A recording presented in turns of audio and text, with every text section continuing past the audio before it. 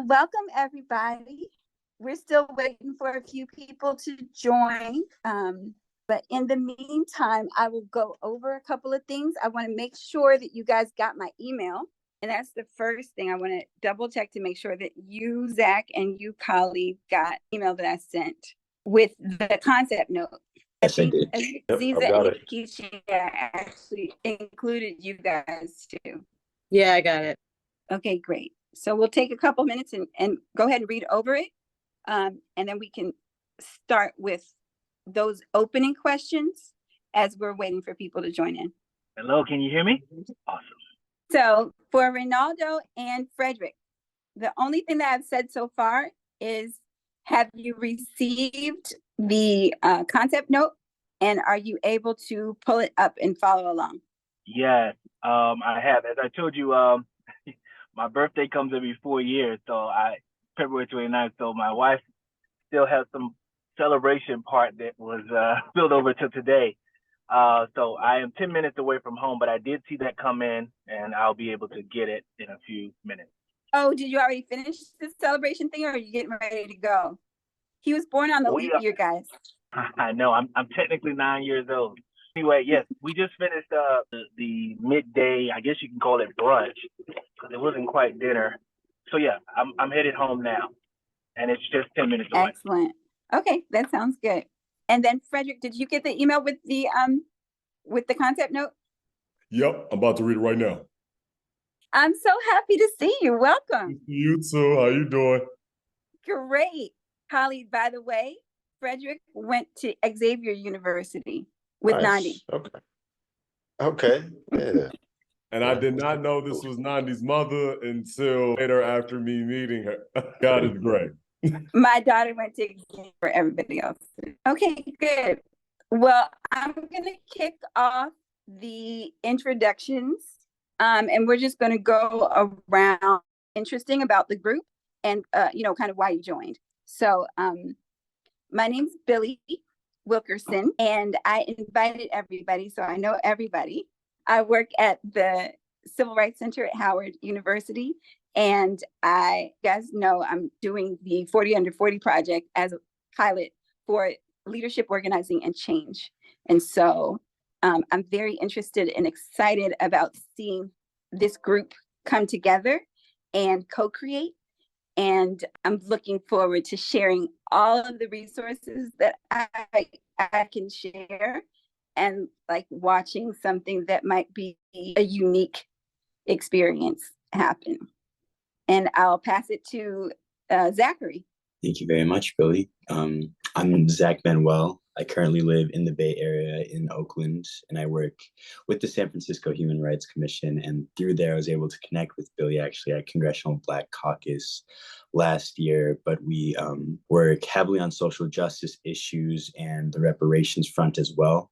My official role is in economic justice aid, and I was responsible for being a staffer for the African American Reparations Advisory Committee in San Francisco, and also was a principal author of the San Francisco Reparations Plan. I'm very grateful just to be in space with you all and to be able to see how we can connect and build on this. Very much so looking forward to getting in on this at the ground floor and being able to develop and grow with each and every one of you. And I'll pass it over to Khalid. All right. I'm Khalid Abdullah. Billy is my aunt, but I'm interested in working in this project for a number of reasons. One, it's an opportunity for personal growth and development, but also I work in epidemiology and public health, and to a large degree at this point in diversity, equity, and inclusion. And so I want to take it back into my workplace in the federal, I'm in the military.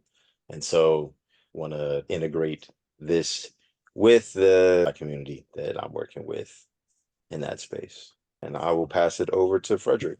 Well, good evening, and I guess good afternoon to you, Zachary. Frederick Johnson here, based in D.C., but I'm from the West Coast, from Los Angeles, Crenshaw District area. I met Billy during my time where I was focusing on going to Howard Law. And then once I got employed, I had to look for a more part-time program. So now we're trying to figure that out now at Georgetown. My background, I do a lot of environmental equity work. I'm an environmental equity strategist by trade, urban planner, as well as research in regards to how environmental law all could cultivate to be a solution for us to achieve some type of environmental equity within the environment. You know, coming from a community that was historically polluted and disinvested, I think it is essential how reparations could be used as a space for us to capture the environment not only we have stewarded for generations, but also should have responsibility over as we, you know, cultivate, grow into a new, more sustainable society. When you think about federal policy like the IRA and J40, there hasn't been a conversation directly how that should align with making sure that Black communities within this country specifically as well, how that may trickle into the larger diaspora all needs to be prioritized. And I think this conversation is going to be the catalyst for that. So I'm grateful. And I will popcorn it to Aziza. Oh, wow. Hi. Hello, everyone. My name is Aziza Robinson Goodnight. I am the founder of Repair America Collective. We are a partner in supporting Billy through this. You will most likely see Harrison Clark, who co-directs Repair America Collective, at these meetings. Zachary, we met you in Evanston. So happy to see you again. And so Repair America Collective is just is a grassroots nonprofit that focuses on reparatory justice in the reparations space. Both of us have been involved on the ground in Boston, from co-authoring the ordinance for the task force that we have, and also working with state legislators on the 3 bills that we have on the floor. So we're excited and happy. Thank you, Billy, for including us. And of course, I couldn't do any of this work without elders like Nkechi. So I am going to pass it to Nkechi. Okay, well, I'm really kind of not unofficial here. I'm just supporting Billy and what she's doing. Always glad to see Aziza in the space.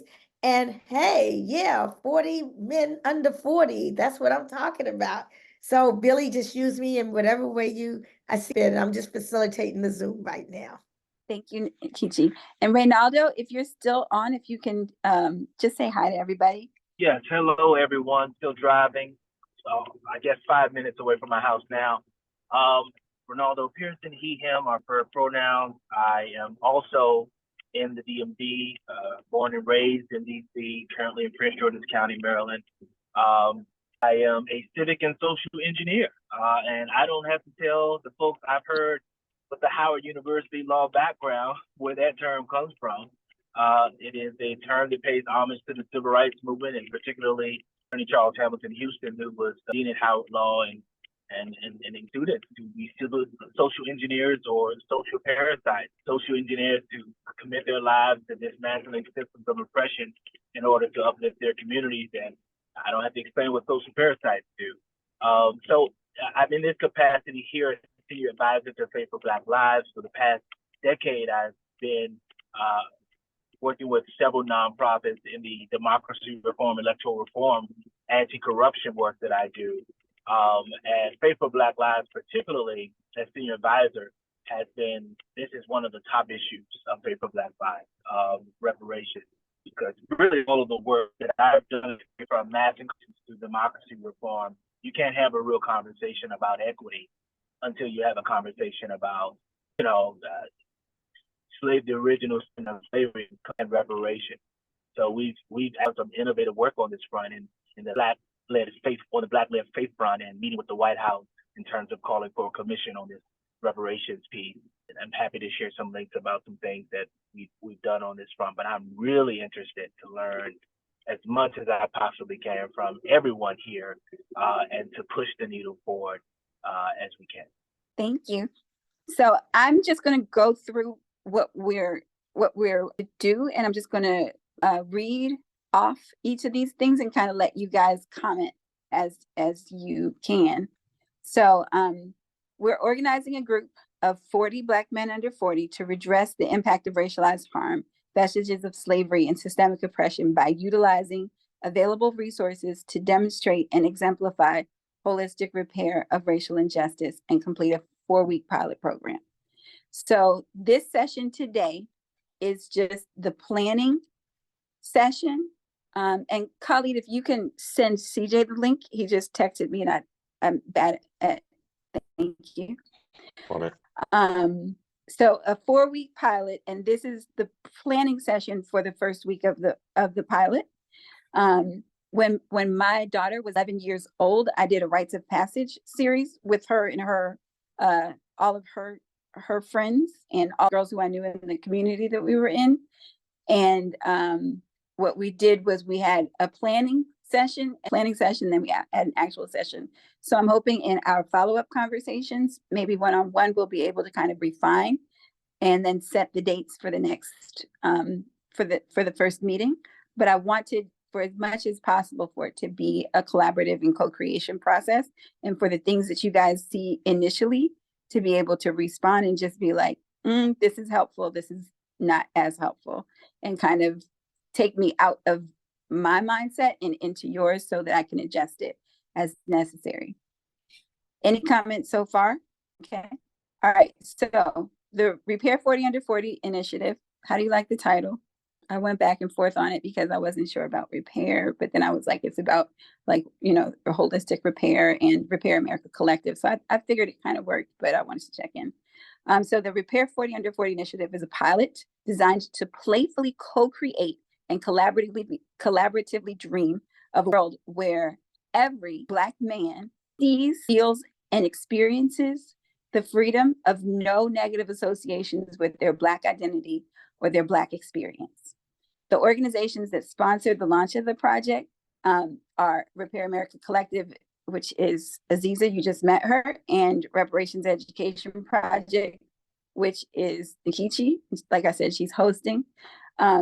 But really, the people who are creating it are the participants, and it's designed for it just to be a space where the ideas that you come up with are the things that we use to take it to step, and the resources that become available to you to be able to do the things that you imagine, or at least design what resources could be available to be able to imagine the next steps. It's also a project, and I mentioned that with the class that I'm in. And so I'm using the resources that I've gathered from the Harvard course to share with you so that you'll have as much access to as much information as you want, but not too much if you don't want it. So like if you can show up and do an hour and pop in, then I'm extremely grateful for that. But if you get very excited and you want to learn more and you want more information and you want to take it to the next level, I've taken notes from every single class and have about 50 resources compiled so far. So however hard you want to go in this, I'll share whatever information I have for that purpose. And then there's the National of Black Reparations is in America is COBRA is the acronym, and I just saw that was a perfect quote. I'm referencing Marcus Garvey, liberate the minds of men and ultimately you'll liberate the bodies of men. And I'm taking since we started a little bit behind, I did not play the video, but if you guys have a chance, click the link to the reparations video by Alaz and let me know what you think about that. Can you guys access it? I promised Nkechi I would not do too much tech requests. And we just had a new person join, CJ Wilkerson. So I'm gonna keep going over the proposed pilot and then I'll circle back and introduce yourself. So ideally that people can take on the role of the scribe, which we've decided the AI is going to take that role this time, the role of the timekeeper, the role of a chat monitor, a commitment chat captain, a wordsmith, a process monitor, an observer, a coach. Those are all the things that people can kind of decide if they want to do. If that's too much, you guys can let me know, but we'll decide by the end of this meeting what we want to do for the launch meeting, the kickoff meeting. And then there's this. So I'm skipping down. The problem that I have described is that the repair of racialized harm is not tangible and accessible. The negative impact of racialized harm, the vestiges of slavery and systemic oppression are pervasive, and the way that each of us experiences the problem today varies extensively. So like the massiveness of racism is the problem that we're kind of addressing. And then the solution that I've identified is to identify, like the solution being to identify racialized harm in a way that's tangible and accessible. And my theory or my hypothesis is that if we gather a group of young Black men, then we can redress the impacts of racialized harm, because change begins in the hearts and minds of men. So like if we believe it, then we can achieve it, kind of underlying theory. And oh yeah, come with the challenges. Pretty please, stuff that's just like, oh, that's too, whatever. All of your feedback is so welcome. I just want you to raise your hand. Harrison just joined as well. So when CJ does his intro, we'll also have Harrison jump in. The question was, who are my people? They said, who are the people? And I said that I am my people. I identify as, not as a man. I don't identify as a man, but I identify as the community that's being served. And I identify as a researcher and for people who are not voiceless, but have very strong voices that need to have spaces for those voices. We are the ones that we've been waiting for, and the future begins with us. And I've connected that to a Alice Walker reference, but it was before her also. And I was thinking about, and you guys can tell me if you think it's a good idea, especially given the time constraints, about an application process and building a core group and granting preference. If we get, like, let's say it goes viral tomorrow and like 50,000 people want to sign up for it, then we would select people who had an impact that's beyond a personal impact, institutional impact, the hyperlocal and municipal impact, national and international are the tiers of reach that we're looking at.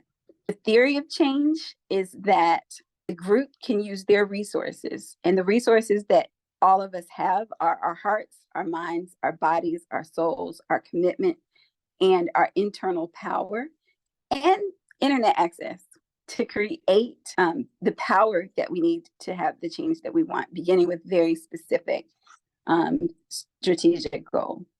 And the strategic goal is, I took a note to Ilhan Omar, who came and spoke at the law school, and she said, our existence resistance, and therefore showing up is a win in its merits. Like, the fact that we're here, to me, is major. And the fact that we even had the introductions and you guys get to see each other and what you're doing is huge to me. So I don't want to minimize that. But if we get you guys to show up, and then we've achieved the first goal. But if you're tell your friends or tell the people who you know in the spaces to come and join also, then we can expand that. And if planning and I said planning and plotting our escape from slavery, like mental slavery. So we'll be free, and then we will go back, like Harry told me, to bring more people. Like, that was my theory. But again, I do want your feedback. I do want your challenges. And I'm going to turn it over to CJ to say hello. Hey, thanks for the introduction. Like I said before, sorry about joining a little late. I was just coming back from a little test drive that I had to do. So, apologies for that. CJ, I am Billy Wilkerson's son. I am a student at the University of Wisconsin-Madison. I'm a junior. I came on here to kind of share my opinion just about the topic 40 under 40, just kind of sharing what I, have my perspective on, just what it means to be Black, what it means to kind of take up space we're not necessarily guided to easily be able to express our opinions or be able to represent ourselves. So I just want to take the opportunity to represent myself and, be around other Black people that, very much so kind of fall in line with that same ideal. So like I said, thank you for having me on here. Apologies for the delay, but I'm excited to be here, and I'm, hoping to kind of contribute to the conversation well. Harrison? Hi, everybody. Billy, thank you again for the invite, and I apologize for being late. Everybody, I have apologies. My name is Harrison Clark. I am from Boston, Massachusetts. Currently a senior at UMass Boston, reparations advocate, I'm a leader in the space. Health equity, patient advocacy as well are really big for me, as well as helping out all of our people in rare disease communities. And I'm happy to be here and contribute my own experience, what it means to be Black, and all the we exist, and bring that wealth of knowledge. So yeah, thank you for having me. Okay, so I'm ready for the discussion part to kind of pop off. And what I'm gonna do is just circle around and let people kind of say their ideas and their opinions or ask some of the questions. And I'm gonna start with Khalid because we had an earlier conversation and I want to bring the questions that you raised to this conversation. Do I need to pull out my notes or do you remember the things that you were saying? I have a few of the things now. Maybe we can circle back to your notes a little bit later on. But yeah, just as you said, we talked about this a little bit earlier, and one of the big questions I was trying to narrow in was, how do we target the right people for this project, right? I think an issue that we have, and that I guess we're trying to address with this program, is that the people who these discussions, the people who look for these initiatives, who are already doing the work and who are already on the path, and unfortunately, that's not a large enough community. And if we want to make a major impact, I'd want to see how we can get the access to all of us, or at least a large portion of us, right? And so, I guess I'll start with that, and maybe we can move into other questions later. Okay, so we're in your theoretical world, and if there were no barriers and no obstacles, and there were no reason why everybody couldn't show up, would that take? How do we invite them? One of the lectures that I went to was talking about during the civil rights movement, how organizers in this would go to juke joints and recruit people to come to the marches, and recruit people to be involved in they would go to the churches and they would go to the juke joints because that's where people were. I don't know how many of you guys saw Clone Tyrone. Did anybody see it? It's like, maybe we should go listen. Maybe we should go to Popeyes, all the different places. No, I'm joking. That was not a funny joke. I'm sorry. But we're just gonna go around and have It was definitely funny. It's not funny. So I'll start with Zachary. Oh, okay, that's dope. Let me see the chat. Oh, okay, cool. I didn't know, Ronaldo, I didn't know you went to Morehouse as well. I was class of 2020 as well. Okay, we got Morehouse in the house. We do.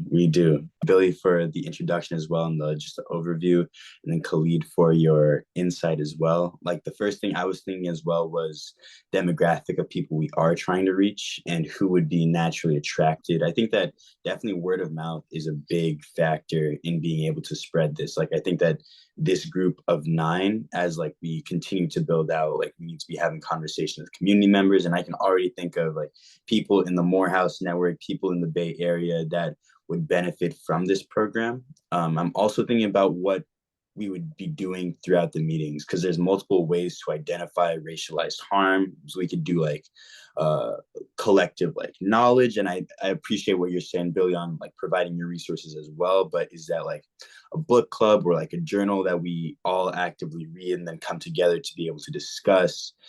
Also understanding that we're nationwide, so because of that we have the ability to meet online, and how would that change the nature of our interactions? And would it be possible to have like a DMV group that does their thing like within their region to be able to network and like connect with the people that y'all are reaching out to, and then a Bay Area group, Massachusetts group, etc. Okay, got you. Cool. Thinking about that as well. I'm also thinking about the application process and age range of the group. I'm obviously we're under 40, but are we reaching like high schoolers with this program, or are we starting at 18, going to colleges? Like, where are we meeting folks as well? So that's just on top of mind.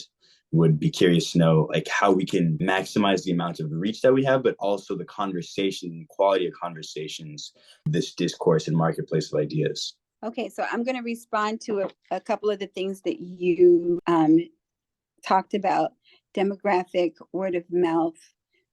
So there's something in the leadership and organizing course that they call the snowflake method.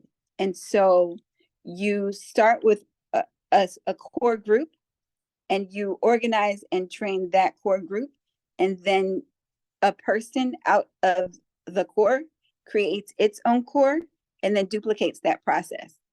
And so that's the model that that I would be sure to include for the first session, and talk specifically about how to like one model for grassroots organizing, training, resource development is that. And first comment.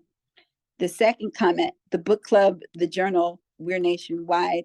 Is there a DMV group? Is there a California, Northern California group? Is there, how do you gonna get at the different resources that are available? One of the things that is often presumed is that that the person who's in the group has to create new resources in order for those resources to exist. There's kind of a preconceived notion that that the book club needs to be created, but there's probably 1,000 book clubs that exist right now. You guys need to be tapped into the book clubs that are already existing. There's people who are working on journals. There's people who are organizing in those spaces. There are, and I'm aware of 400 different groups that have been mapped, that have been doing work to racial redress. A lot of times they're not filled in. So it reminds me of when I was doing work with scholarships, there would be like thousands of students that were looking for scholarships and they couldn't find one. And then there would be like hundreds of people looking to give students scholarships and they couldn't find the students. And the difference between this generation and previous generations is AI and internet.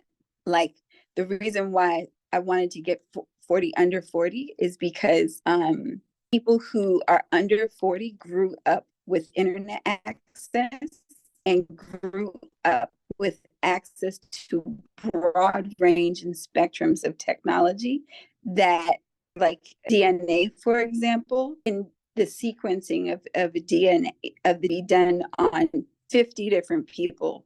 So I was watching a documentary about the bombings, and they went and found all of these different random DNA samples and were able to sequence out all of those different ones, separate one person's DNA from another person's DNA, and then identify by person who the people were.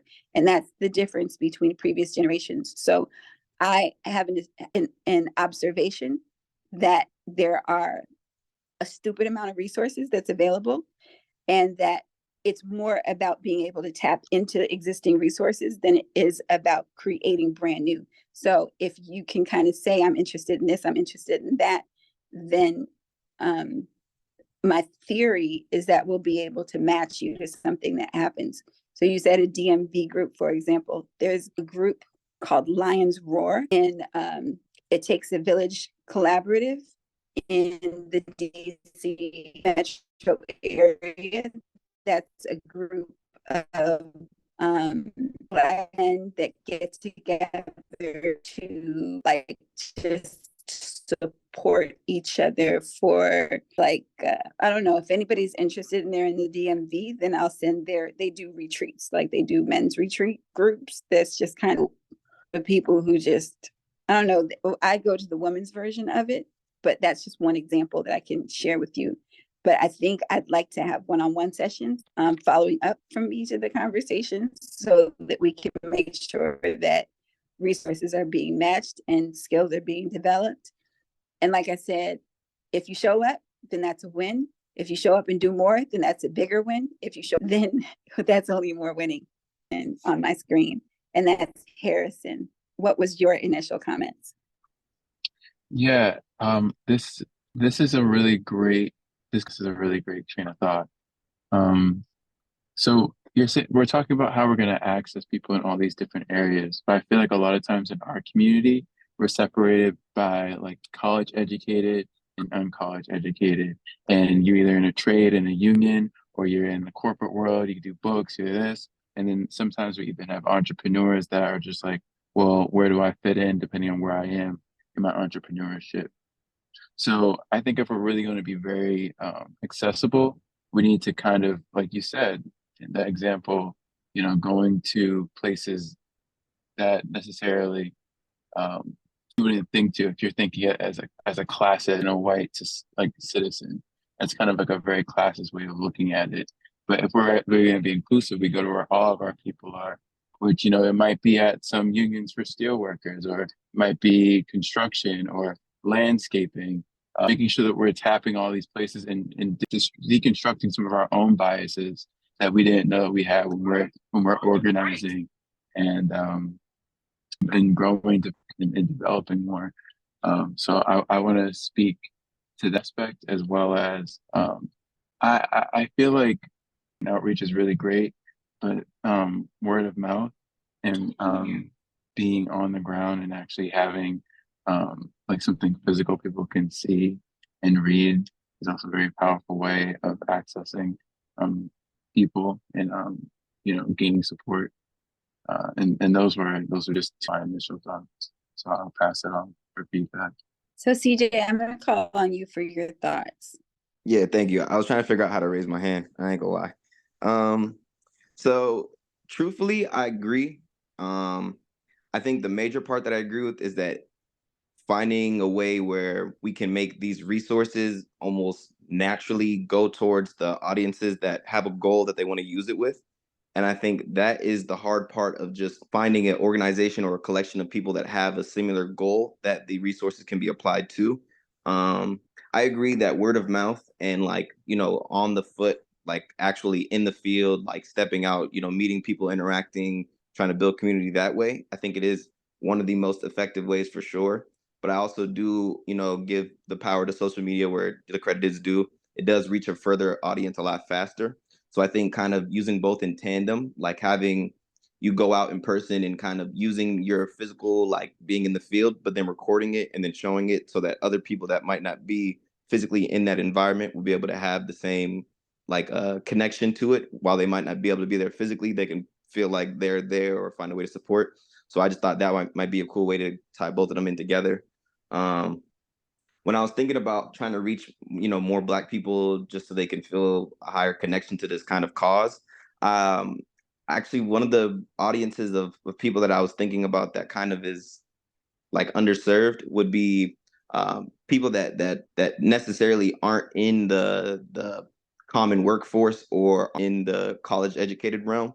And I mean that to be people that, are still living in low income communities, just still in the hood, still trying to figure out like what they're going to do to be able to move forward. I think that's the opportunity to really connect to people that would need the resources the most.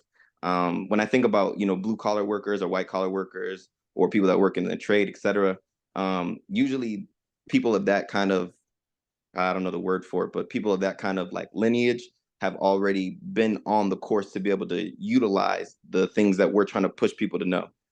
They're already kind of taking advantage of those opportunities that exist just because that's where the actual resources are being allocated to. And I mean that specifically with college. Like a lot of times when you see Black college students, they're usually taking advantage of scholarships or some type of format of, you can say reparations or et cetera, but resources in general. And then blue collar workers actually taking and applying jobs, et cetera. So I mean that to say, people that I feel like should be able to have a better opportunity to be able to access this kind of conversation and feel like they can, provide value are people that would have never even known the conversation existed. So that's kind of where my mindset is at, just some of the things that I was thinking about. But like I said, I'm here to listen and learn as well. So that's just, a bit of my 2 cents. Okay. So one of the things that I'm getting from this, all right, so this is the first group. And my goal in the immediate follow-up after this conversation is to figure out what it takes to get to 100% for each of you in your imagination. But what I'm hearing from Kali is that if it's not for all of us, then it's not for one of us. I forgot, that's not the quote, but there's a quote that like that. So what I'm hearing is that in the next snowflake, we'd like to have several people, the next iteration of around 8 people.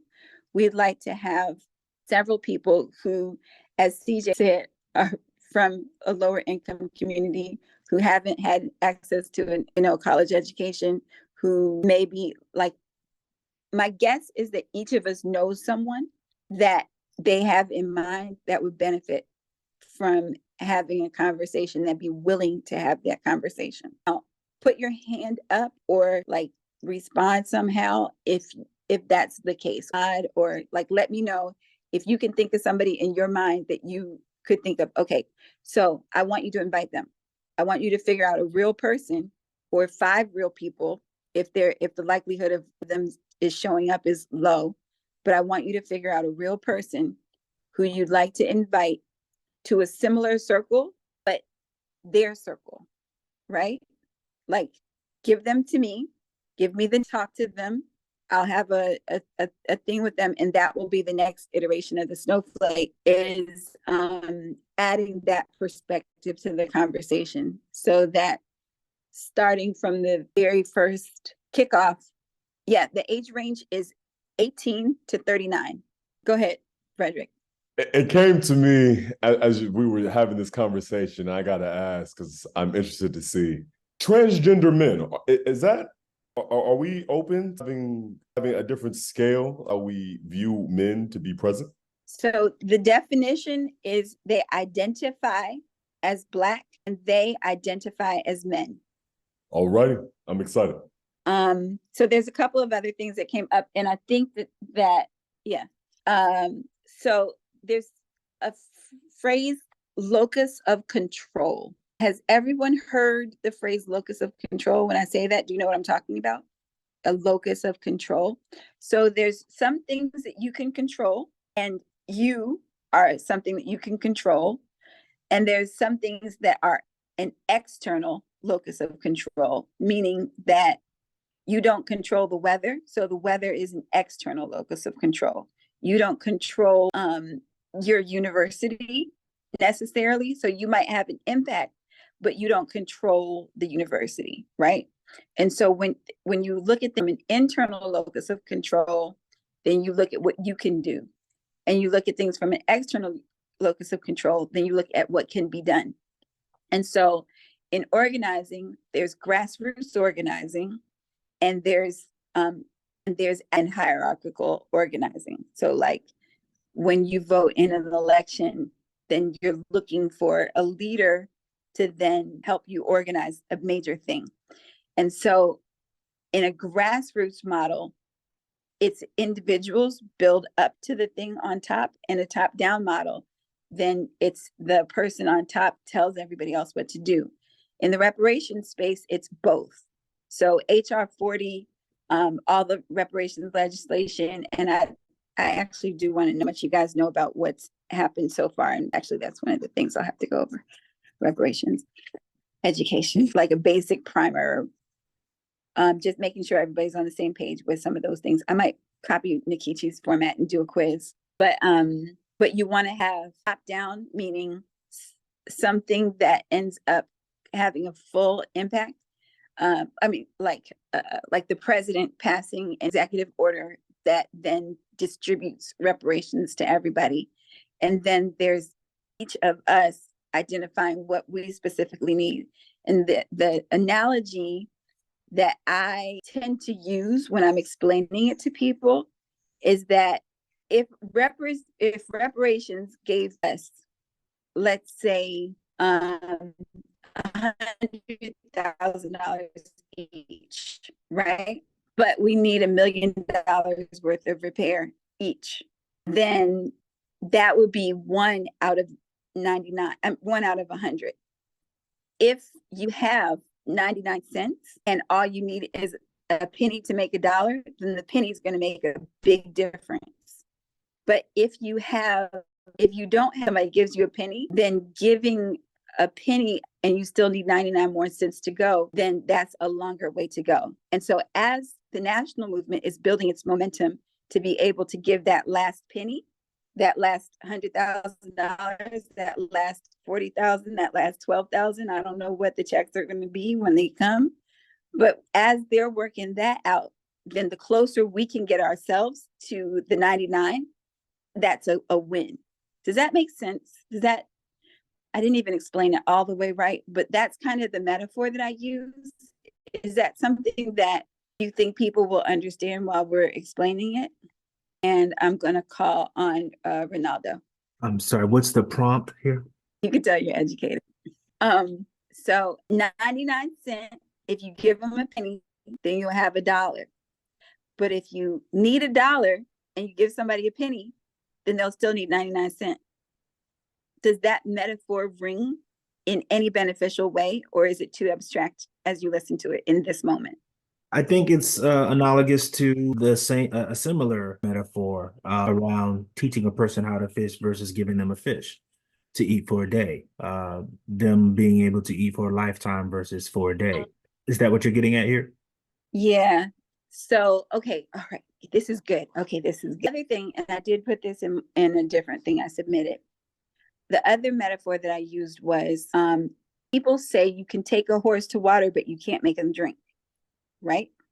You can take a horse to water, but you can't make them drink. But what if there's something wrong with the water and that's why they're not drinking? Like, what if we get people who are from these communities into this space and they intuitively understand something that we've been educated out of understanding? Yes, that's possible. So, okay, so that leans to operant conditioning. All right, so how much do you guys know about operant conditioning? Can I ask a question quick? Yeah. So when you were giving the example of the penny turning into like a whole $1 versus it being something to start off, I thought of it, and I correct me if I'm wrong, the way I thought you meant it was by like almost like finishing off or like topping off and like finishing off something. You know what I mean? Like kind of topping off the $1 or like, you know, putting the whipped cream on the pancakes, etc. And I thought that's what you meant it in terms of like finishing off and like been like a complete project rather than the start of climbing up a mountain. And so I think I was trying to see if that kind of rang a bell in terms of what you were going for as well. But I like how we mentioned the teach a man how to fish, but feed him once, but then, or give him a fish, but teach a man how to fish, feed him forever. And then you mentioned the intuitive ability for some people to recognize certain things. I want pancakes now. Nah, the intuitive ability to be able to recognize when like, oh, the water isn't right. I thought that was interesting how you mentioned that sometimes we might be educated out of our own intuition. So the reason why I want to pinpoint that is that I wanted to see if there's a way we could revisit that, but I saw that you had something you wanted to mention as well. But I just want to say that before we moved on to a different point. No, I like it. I like what you got saying. Okay. All right. Okay. Y'all and pancakes. I think what I'll do for the discussion piece is I'll bring up all metaphors that we talked about. Like we'll just kind of like discuss each of the metaphors and kind of say what that leads to. So we've got a little under 10 minutes left, unless somebody wants to hang out a little bit afterwards and have some conversation, but we've got 8 minutes to be able to identify some of the most important things to mention in the agenda for the next time, and to confirm that to confirm which one of you guys are interested in coming back to the kickoff session and bringing a person who is somebody you know from the movement, and or a person who you know that needs the movement. And so I'll start with Mr. Pancakes himself, Harrison. Sorry. I usually prefer French. I'll leave that for another time. So I have a couple of that I'm going to bring and I'm going to tap into the space. I was at the Black Men and Boys Advancement Summit held at Northeastern today. I connected with a lot of great brothers out there, and definitely had them in mind to come back to this, to share their thoughts, views, and perspectives. So yeah, I'm going to be following up today with a lot of people, and definitely trying to pack the room. Cool. I think Ronaldo. Yeah, so one thing I've been with as I've heard this, conversation take place is, it would help to understand what the forthcoming resources will be, or even if they're not detailed. It would be great if they were detailed, at least some sort of Yeah. general breakdown or overview outline, if you will, of what these resources will be, because that helps in terms of the audience we're seeking to bring to this space. Because to my mind, even those of us who've been engaged in this work, we clearly don't have reparations yet.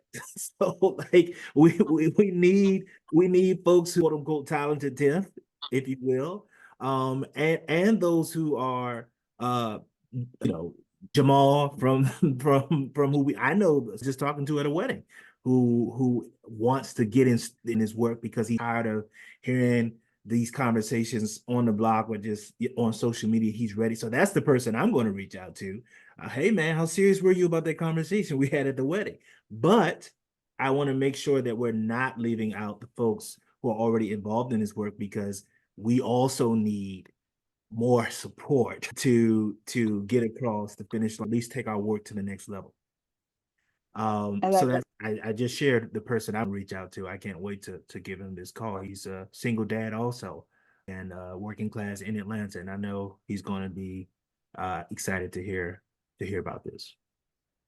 Ronaldo, I want to do a one. In fact, anyone who's interested in being introduced to the resources, I would like to do a one-on-one session with you and kind of go over it and answer your very general questions, so that I can just like share an overview of the resources that are available, the maps that kind of delineate, and then kind of like the process for identifying specific resources that are available. But simultaneously, people like Nikichi, people like Aziza, people like different clinics and different organizations have been compiling that, and we don't have an open database that lists different resources that are available and the ways to find it. It kind of reminds me of that guy who used to be in the commercials late at night, who's like, do you want a college scholarship? I got the book. And then he'd like show you all the different types of college scholarships that exist and how to find like all the resources that exist. But when I say resources have been flowing, when I say money has been being allotted, when I say programs have been, and every time that they do it, they're like for example, in Illinois, is anyone else has, one second, really? Is anyone else have a reparations program? It's for a very small number of people. Really, can you hear us? Yeah, you're coming out a little bit choppy. Yeah, there's a lag. Should you call in also, just in case? It's on my phone. Okay, you're back. Okay, so the short answer on sessions with each of you before our next session. That's the short answer. Khalid has his hand raised and we've got 2 minutes. So I'll make it quick, but all this is bringing me to a question, or maybe something to think about for the next day, right? So if there is a pool of resources available and we're just not sure how to get it all together, I think what we could do is figure out what the problems are specifically, and they can assign the resources to those problems, right? Like each of us is on a different phase in the journey. Each of us has a different amount of change in our pocket on our way to the full 99 cents, right? And so we have each identified certain things that we've been able to on, whether that's recognizing that there's disparities in the food in our environments or in the education that we're getting. And so we've found ways to overcome that. And that's how we've gotten to the space that we're in now, right? If we can figure out what these problems are then we can assign the resources to those things. And when people are looking for solutions to their problems, or looking for the resource that will get them closer to those reparations, we can direct them to a location. I love So it. Okay. that's- Yeah, that's perfect. So just think of what you already know, problems we can solve with the next meeting. Excellent. All right. So going around the circle, one word. How's everybody feeling? And I'm going to start with Frederick because he turned off. Never mind. He turned off. All right. It's 6 o'clock. If anybody wants to holler out how they're feeling, then go ahead. If not, no pressure. Thank you. I got another call, but I definitely am interested in bringing some people in. I think this conversation is significantly more fruitful than we need to be. Okay, I'll let her do that call. My Thank you, apologies. guys. My apologies. I got Pierre. Yeah, a little loud.